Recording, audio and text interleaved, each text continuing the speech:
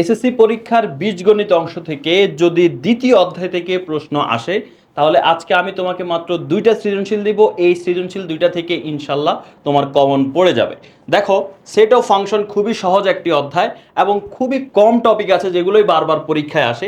সেই হিসাবে যদি আমরা দেখি, প্রথমে এই যে এই একটা সৃজনশীল দেখবা, এখানে পাওয়ার সেট নির্ণয় করে তারপরে 2 টু দি পাওয়ার n কে সমর্থন করে সেই প্রশ্নটা আছে, এবং আর অন্যকে তালিকা পদ্ধতি প্রকাশ করে ডোমেন অ্যান্ড রেঞ্জ নির্ণয় সেটা আছে।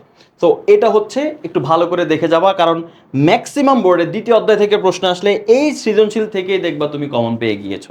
তাছাড়াও রিস্ক ফ্রি থাকতে আমরা অবশ্যই এই সৃজনশীল করব। এরকম ফাংশন ম্যাথ দিয়ে দেয় বা বাম পক্ষ সমান ডান পক্ষ মিলাতে হবে, সেই প্রশ্নগুলো পরীক্ষায় চলে আসে। সো এটাও ভালো করে প্র্যাকটিস করবা।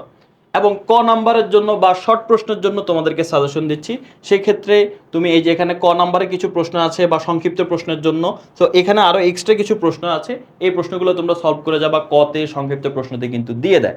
তো এই প্রশ্নগুলো ভালো করে সলভ করে গেলে ইনশাল্লাহ দ্বিতীয় অধ্যায় থেকে, অর্থাৎ বীজগণিত অংশ থেকে যদি দ্বিতীয় অধ্যায় থেকে প্রশ্ন হয়, তাহলে তুমি এখান থেকে কমন পাবা। তো এখন এই জিনিসগুলো তুমি সমাধান পেয়ে যাবা বা আমাদের অন্যান্য অধ্যায়ের সাজেশন সমাধান সব কিছু পেয়ে যাবা এই আমাদের ইজি ম্যাথ বইয়ের মধ্যে।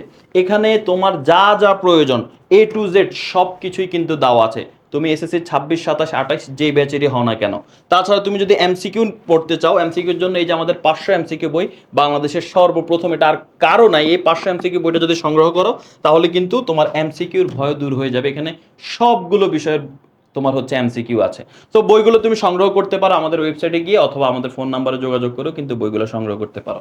আর পরবর্তীতে তুমি কোন অধ্যায়ে সাজেশন চাও সেটা অবশ্যই কমেন্টে জানাও, আর ভিডিওটা শেয়ার করে রাখো।